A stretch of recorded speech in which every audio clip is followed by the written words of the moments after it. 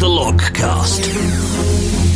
Advice, thoughts, and inspiration for these uncertain times. Episode 3. Talent expert Will Grassoff. Will is the big boss of a highly successful talent partner agency, Ox7, and they specialise in recruitment process outsourcing, or as the insiders of recruitment call it, RPO. Will's been doing this a long time, so he knows exactly what your future boss is looking for when it comes to your skills and your CV. During this episode, he's going to talk you through the things you need to be doing to get yourself seen by talent spotters and the kinds of things you need to be putting on social media profiles. Spoiler alert, he's a big fan of LinkedIn. You can check out his website at ox-7.com or connect with him on LinkedIn by searching WILLGRASHOFF. LinkedIn.com/in/Will Grassoff.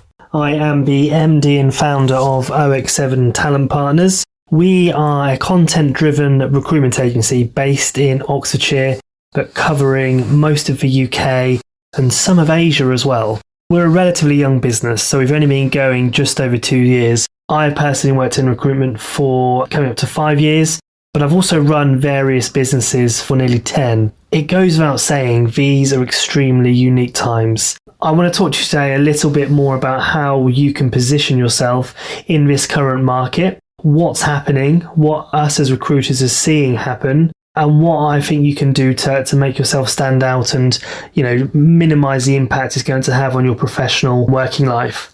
So firstly, I wasn't in recruitment when the 2008 global financial crash happened. Another financial titan has fallen. This time it's the British mortgage giant HBOS, which owns Halifax Bank and the Bank of Scotland. But I'm sure this is a time which is comparable in terms of job losses and layoffs. We were really close to the financial system imploding in late 2008, in the kind of the October timeframe. So we understand what's going on. It's pretty clear that we got to get a hold of this virus, and the economic costs are high to do it. But at least so far, we're not destroying the financial system.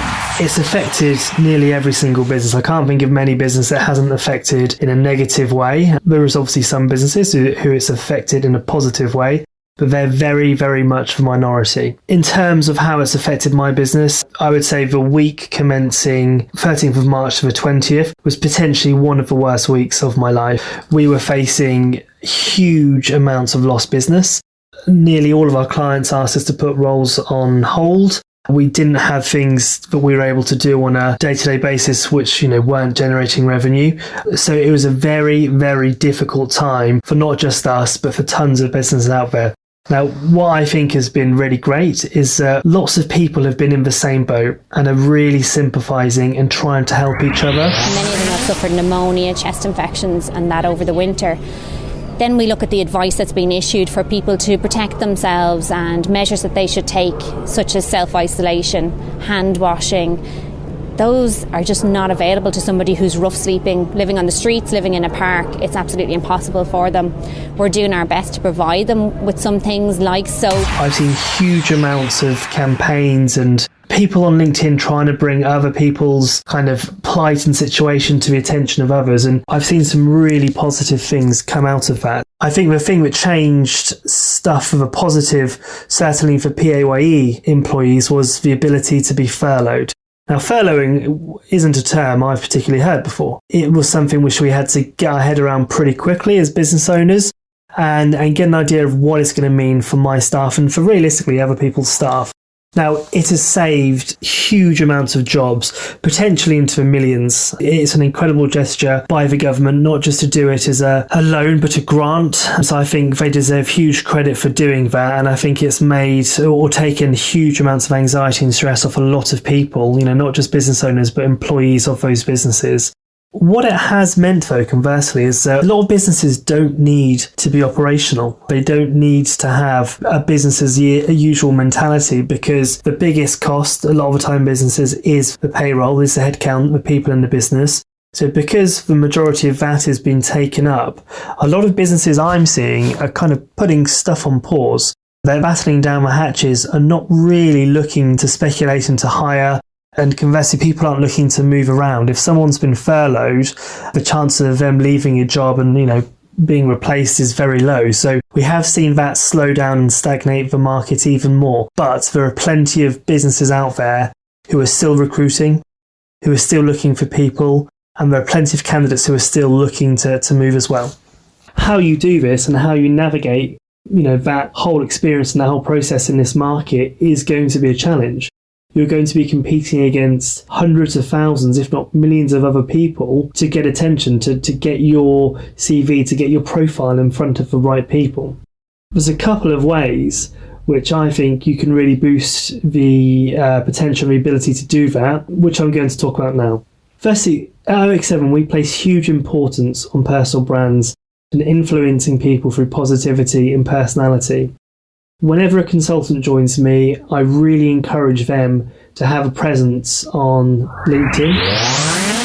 Yeah, sounds good. No, I'm looking forward to that. What's going on about? No, thank you. No, I'm looking forward to working with you as well. Thank you very much. Speak to you soon. Bye-bye. £25 a month Donkey Trust. Please stop wasting all of our money. It's got to go somewhere. Well, this is very... To be themselves, to have opinions, not to be a fence sitter, but most importantly, not to be a dick.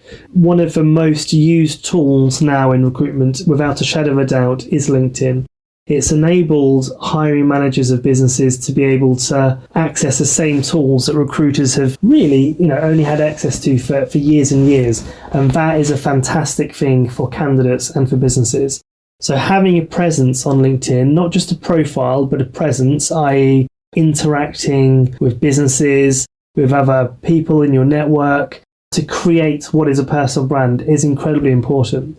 Now, one of the most important things I feel when cultivating a personal brand is the positivity. So it's very easy to go on LinkedIn and criticize and to critique and to bring other people down. But I think ultimately that makes you look like a dick, and it makes you, in my eyes, lose credibility with people who could otherwise potentially want to engage with you and potentially employ you.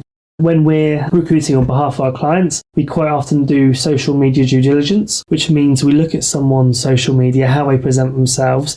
Anything that's publicly available in the public domain is fair game. If we can access it, so can our clients and so can their customers. So it's really important to take a very considered approach to what you're putting out there. And I think if you're positive, supportive, have opinions, you don't have to be a fence sitter. You can have a view on something. You're not going to please everyone. If you were everyone's cup of tea, then you'd be a mug. So it's really important that you kind of present yourself in an authentic and a true way. I think having that personality, having that positivity is extremely important. I think you need to take a similar tact at the moment to what recruiters do, which is really a bit of a hearts and mind mission. Now, as I mentioned, you're not realistically going to have an abundance of jobs available immediately. That is, I guess, a cold, hard fact. It's something which people probably may not want to hear and probably be seeking reassurance that there is plenty of jobs out there, which there just simply isn't. Now, there are jobs out there, do not get me wrong, there are companies who are still hiring, but the majority of what you're going to be doing over the next kind of 12 plus weeks is going to be building relationships, building networks, getting to know businesses getting to know you. So when the time is right, you position yourself as someone who they want to engage with, someone they've grown to like, grown to trust, and can see you fitting into their business. We look to do content articles on a mixture of things, but it is a mixture of stuff that's personal to you and also business. Creating content is hard. It's not easy at all. So when you're trying to create content, you need to do it from the view of your target audience. So if your target audience is people in a certain sector or of a certain profession, you need to optimize what you're saying and what you're talking about for it to appeal to them. realistically, you would put something completely different to, what you would say to your friends on Facebook, to what you would potentially say to a hiring manager on LinkedIn.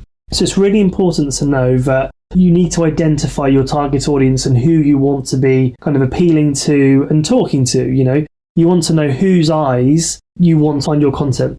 Building a network of those people, of hiring managers, people in a position of power, and also employees is really important. So when building this network of people, it's really important that you have that in mind. Don't expect immediate results. When you're posting or when you're interacting, you're probably not going to get hundreds and thousands of likes like you see some, LinkedIn influencers getting on every single post. That just doesn't happen straight away. You cultivate and build these networks and these relationships based on regularity, doing things on a regular basis, but then also, adding value to people's experience, having a personality, engaging and interacting with these people is going to help build those results or build those relationships on a daily basis. We've recently diverted a huge amount of our CV searching ability into LinkedIn products. I think this is a trend that lots and lots of recruiters and hiring managers are following. We're spending less with the traditional job boards. So historically, we have invested in every single job board. My viewpoint was that we don't want to be fishing in just one lake. We want to be fishing in the entire sea. So a lot of people, or a lot of candidates and job seekers would put their CV on maybe 2 or 3 out of the big 5 job boards. So let's say we didn't have a subscription for Monster or CV Library. We're missing potentially an entire lake of people we could be contacting and finding. Now, with LinkedIn, the vast majority of people now are on LinkedIn. LinkedIn right now is going through a Facebook 2012 moment. You right now have a business or trying to build a profile or trying to communicate something to the world, have no followers on LinkedIn, produce content, and the organic reach and consumption is remarkably high. Rather than having to duplicate your CV on all the different job boards, you can just be in one place and have people come to you, which is why optimizing your profile, getting it to the right standard and right level is really important. So having a good profile introduction, good concise information about the roles that you've done, and if you're open to opportunities, listing what opportunities you're looking for, because that will enable people to find you quicker and easier. Now, the job boards are still very much alive and working.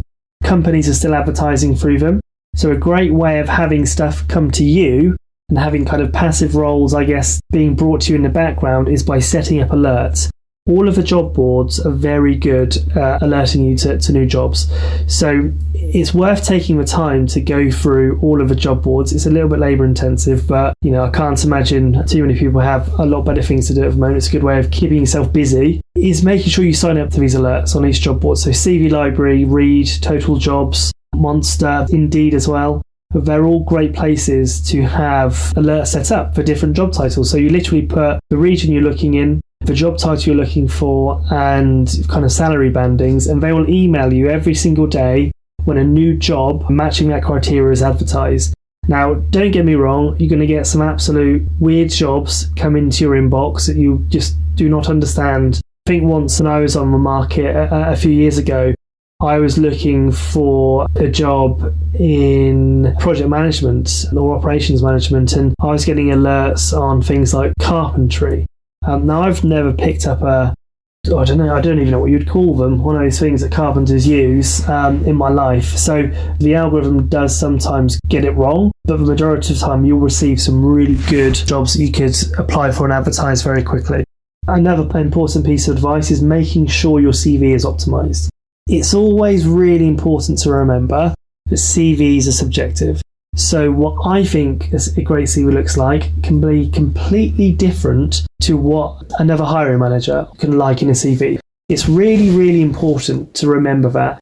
Some people see your CV and think, I don't like the layout of that. It's not very aesthetically pleasing. Or some people see and say there's nowhere near enough detail in that. They've not outlined which systems they've used, or they've not detailed the profits they've made in which years and how many people they had reporting into them. It's very difficult to be able to please everyone. So just remember that it is worth making a few iterations of your CV and optimizing it for different roles if you're going for multiple different roles, because there's a lot of skill sets out there which are versatile. Optimizing your CV based on that, whilst being genuine and authentic, is another really strong thing you can do. So bear in mind that every role we're advertising at the moment is receiving dozens and dozens, if not hundreds of applications, because there's so many people looking. You really need to make sure that your CV outlines why you would be great for that role. Not just any generic role, but for that particular role. It's a labour-intensive task, but it is worth it in the long run. To summarise, utilise LinkedIn. Make sure your profile is up to date, is coherent. Develop and build your own personal brand. Interact with people in a positive and authentic way. Have a personality. Don't sit on the fence. Have an opinion. Build your network of people you want to talk to and kind of be associated with and build relationships with. Sign up to job alerts on the job boards. Make sure you optimize your CV. Be positive. It is a difficult time. We're all living on a kind of a day-to-day basis at the moment. Things are changing quickly. But I think what we're seeing as a nation is lots of people coming together, being supportive, really looking out for one another. And for me, I think that's amazing. We've lived in such a cynical, horrible, cold world for so long, especially online, where it's kind of everyone for themselves. Seeing people give a little bit back to their kind of fellow human, for me, is really heartwarming. And I think if we take anything from this horrible experience, it's that memory of trying to help each other out and trying to do what's best for each other. So stay positive. If anybody wants any help, advice, or any feedback on my CV or LinkedIn profiles, I'll be more than happy to help. I need to fill my day somehow at the moment because all of my clients have unfortunately stopped hiring and had to furlough all my staff, but I'm not able to furlough myself, so I'm more than happy to help anyone in any way I can. You know where I am, Will Grassoff at OX7 Talent Partners. Take care, guys. Stay safe. Speak to you all soon.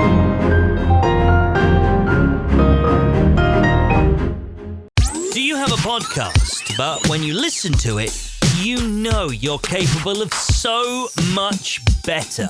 Stop dreaming and start doing. Hi, I'm Neil from Podnose Productions, and I've been in the business of audio for nearly 30 years. I've been a successful radio morning show DJ, and I've produced professional podcasts for entrepreneurs and radio stations with unbelievable results. Let me help you, and never again will you listen to someone else's high-quality podcast and think to yourself, I wish my show sounded like that. Your show will sound better. What are you waiting for? With quick turnaround and reasonable pricing, you can't beat a professionally produced podcast from Podnose Productions.